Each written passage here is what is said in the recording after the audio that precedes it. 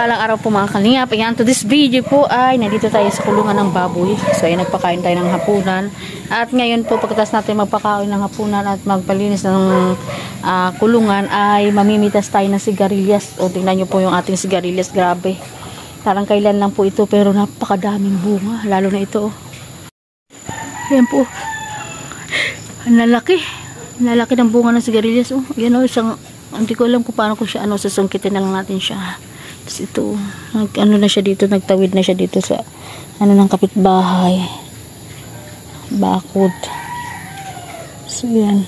Teka lang, ayusin natin siya. Ito guys, oh, actually may napitas na ako, madami na.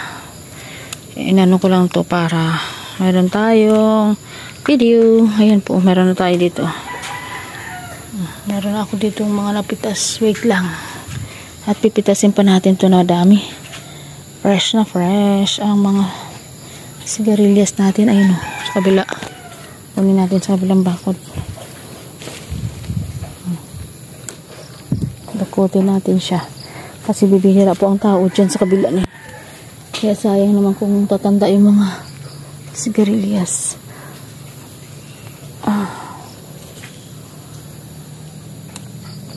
Yan, pag dumating dyan yung may-ari, pwede din po silang kumuha ng sigarilyas natin dyan. Kasi mas marami dun sa side nila. Pumunga. Lalo na yun. Huwag natin to. Masarap po ito kahit iba-blanch lang siya. Gigisa lang ng konti. Diba? At tapos yung ito pong nasa taas ay susungkitin ko yan. Sayang eh. Yan, hindi lang po siya masyado makita. Pero ang lalaki ang lalaki ng bunga ng sigarilyas natin.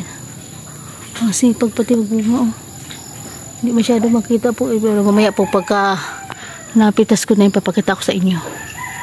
Guys, grabe.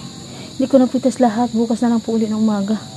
Pipitasin natin lahat. So ayan po, napakadami Ayan, kapag may tinanim, magugulat ka na lang. Meron na naman tayong harvesting. Ang dami ko. Meron tayong mga sigarilyas na tanim. Ayan, thank you po. God bless.